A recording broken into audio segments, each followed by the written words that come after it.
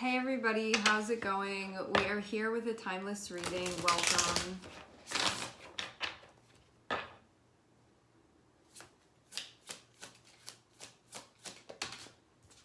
The first card that we have out is the Hermit.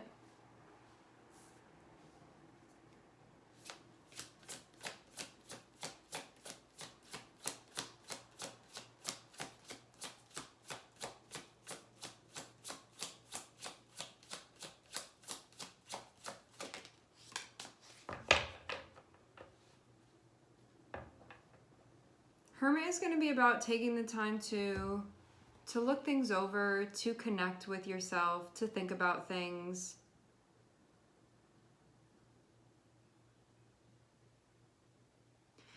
So Hermit is meant to be a time where you find answers, you connect with wisdom, things become more clear.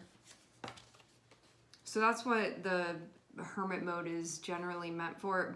But instead I'm seeing the Eight of Swords, which can mean that like you go into this period of spending time thinking, spending time reflecting, and Eight of Swords is kind of like, this is actually bringing me into a place where I'm feeling a block, or where you may actually have sort of crossed the line and gone into overthinking. There can be worrying, you can feel stuck now. This can be something that you're sort of alone suffering through a bit, because I'm seeing you look a little secluded actually within the energy. So you can feel like, I mean, when we think about Hermit mode, it really is meant to be liberating, because you sort of go into that. I see Hermit being connected with like finding that wisdom of the High Priestess, like finding that wisdom of being connected with your higher self. But this looks like it, instead of going down that road, it may have gone down a road of anxiety, like a path of anxiety. So instead of you feeling like, I'm feeling comforted right now, or I'm seeing the connections right now, you can instead be like, I'm feeling like I just walked down a dead end and I don't know how to like really turn around right now or get out of this. Like, this can be something where like it went from being something that could have potentially been therapeutic, and now you can be feeling like it actually got you really caught up here. Like sort of going away into this place to really reflect on things, and instead feeling like there's some type of pressure now even that you're experiencing.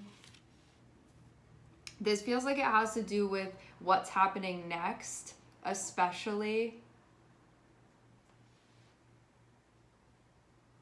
It's like maybe the more you're thinking about this, the more stuck you're feeling, instead of feeling like this is helping you resolve something or figure something out or find your way. It's more like getting you off track here can be the feeling. I just, like, overall intuitively, this feels like when we go into Hermit mode, which is that period of reflection that we're doing, where we're figuring things out, where we're checking in, there are different paths that you can take, and it just seems like you ended up going down a path of anxiety, but you can definitely walk yourself back. So you're not stuck there by any means. And it's not the only path. Like, when you go into this period, there are different paths that you can take. Like, there are ones that you can take that will actually feel comforting, that will feel connecting. You just happen to go down one that doesn't feel like that, which is also okay too. Like, maybe you needed to go down that path because this is revealing to you like where your fears are, what you're worried about, what's getting you stuck, like what's blocking you actually. So this, you can use this in a way that's helpful, because it can be giving you valuable information.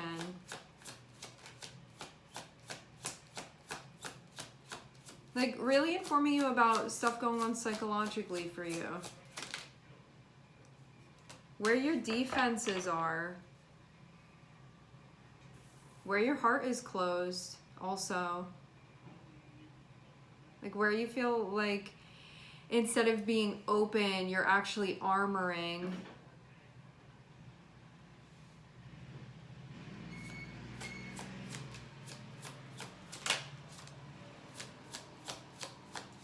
And then thinking about taking steps in a way that would emulate that. And maybe that's not something that you want to be doing here. So this can be a time where you check in and see that's not something that you want to make next steps with, that type of insight. Like, do you want to be figuring out your next steps from a place of fear and anxiety, or do you want to walk that back a little bit and find a different route to take here? This even feels like this fear of what's to come or what's happening next, like as if it's something bad, but I'm not seeing that be the case. It just feels like your anxiety that's being projected onto the next steps of the path. Your anxieties, your fears, your worries, your concerns, stuff about self-preservation coming up. Even if it's not like, I know that there's imminent threat, this can be more so like, well, it's a possibility, but like still thinking in that way. Like, why is that the first thing that we're thinking about here with the energy?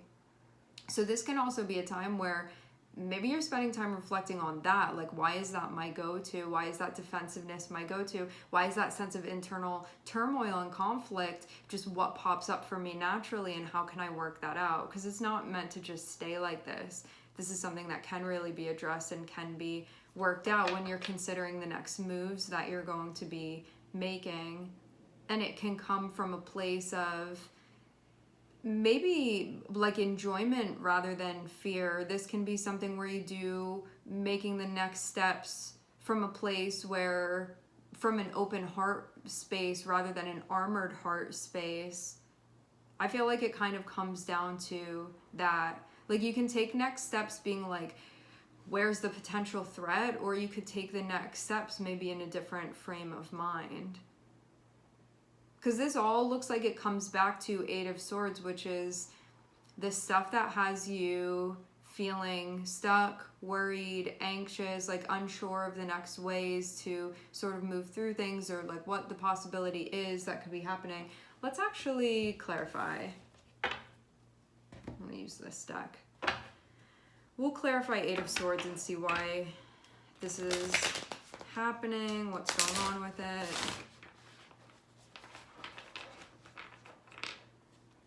Because I do see Eight of Swords as being like a bit of a disconnect with yourself, which maybe this period of going into hermit mode is to go and like retrieve that part of yourself that's a little bit lost here.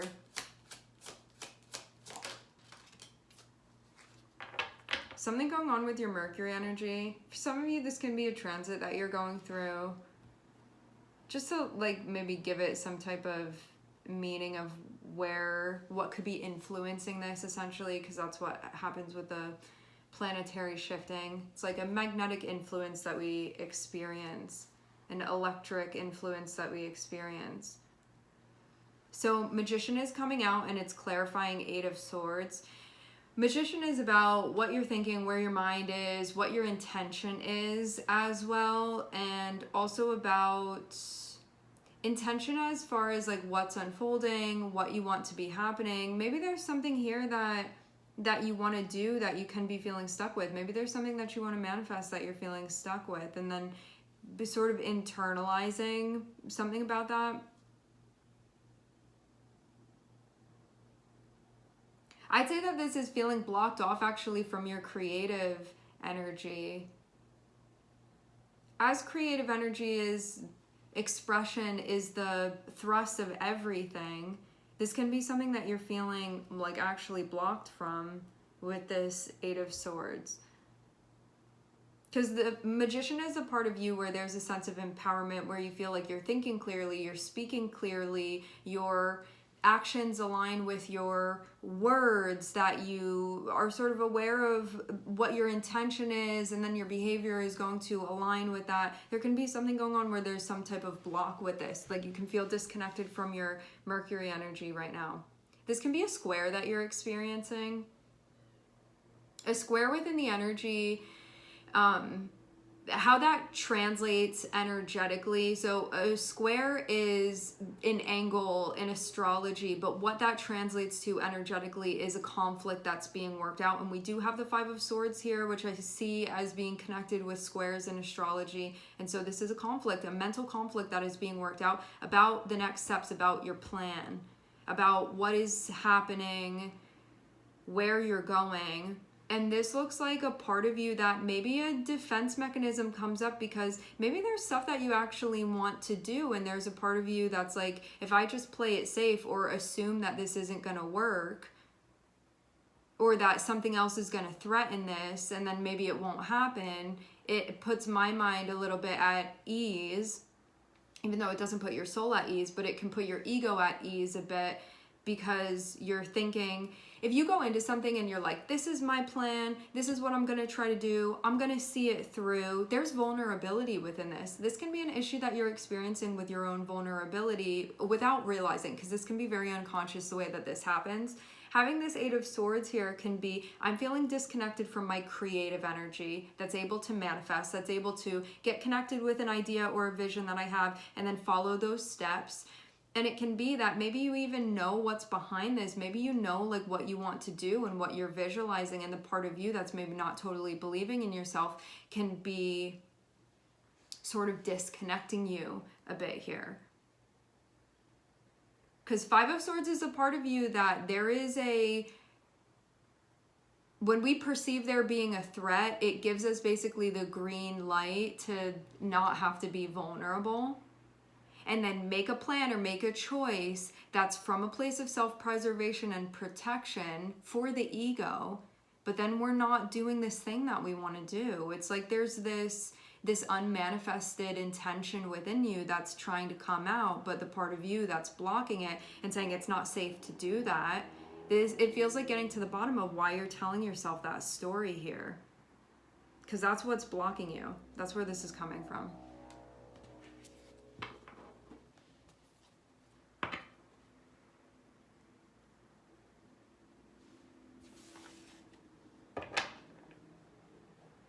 The beautiful thing about this is that this doesn't feel like a plan has taken place yet. Like it's just in the formulative period of this. And so you finding this out now allows you to have choice that you didn't have before. Because you are informed. This is the shadow. This is the shadow work that's happening. I'm seeing Seven of Swords and I'm seeing the Tower. I really do feel like this is a moment where you're just seeing the way that your mind can kind of, your mind, your ego, like things can kind of like play tricks on your awareness, on your consciousness, whereas you could have been thinking that like it was something else entirely, like it's the situation that I'm in, or it's this person, or it's that, or whatever, and this actually like coming from within you. Like the call is coming from inside the house, as it always is. So having this be exposed here, it feels actually like this is sort of why things went in this direction, to show you that this was existing within you, that this is part of like a belief system that you are connecting with, and that it's actually something that's blocking you. So it's not something external. The great thing about that is that it means that you have control, like just as much as you can block yourself. When you become aware of the block, it means you can unblock yourself then. So it's not at the mercy of somebody else. This is, you have control over this.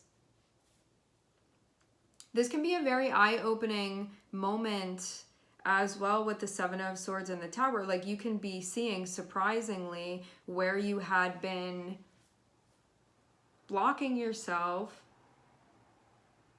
When we have Seven of Swords connected with Hermit, what this can mean too is that you're seeing like where you were unconsciously, because Seven of Swords, I relate a lot of the time, especially in this reading, in this moment, I'm seeing Seven of Swords be connected with an unconscious energy. So it's that like, who's blocking me? What is it? And then you find out that it's you. So you become aware of that unconscious energy. So this is an uncovering of that. It's an uncovering of the way that you sabotage things. And this actually is meant to break you out of it, and it's meant to empower you to take action now and to see what needs to be done here, what to do. I do feel like you could have been starting to formulate plans, but it was coming from this sort of place, and now you can sort of erase that off of the whiteboard and be operating from a different path, from a different perspective.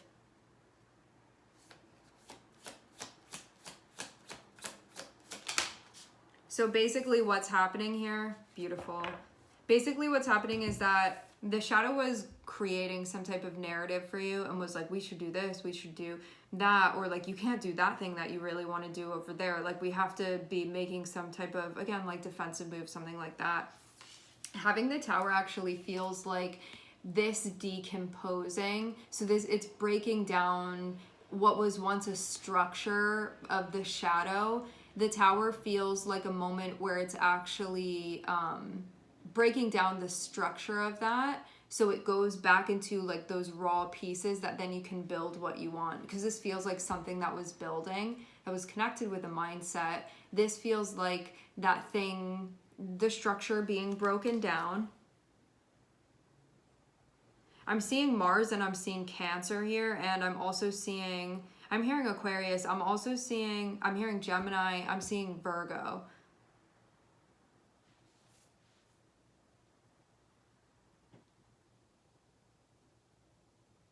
So you're breaking out of this frozen spot. It's like the wall is breaking up that was in front of you, or like whatever was containing you before in this. And this feels like that fear, the pressure, the conflict that was all sort of pressing in on you, getting you being broken out of that.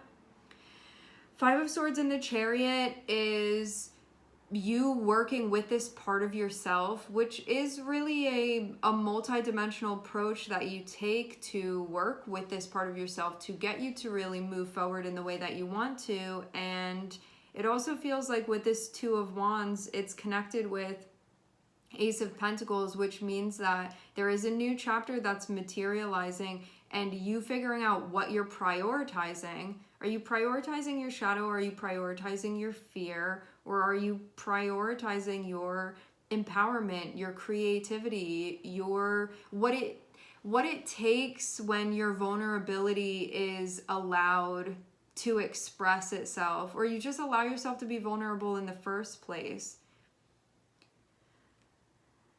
To say, I do have an intention to do this, or this is something that I want, or I want to allow myself to visualize this and see that maybe it's something that can happen. Rather than doing this, the sabotaging of the plan to actually manifest something that you want, to go through with something that you want, and seeing where fear had been holding you back.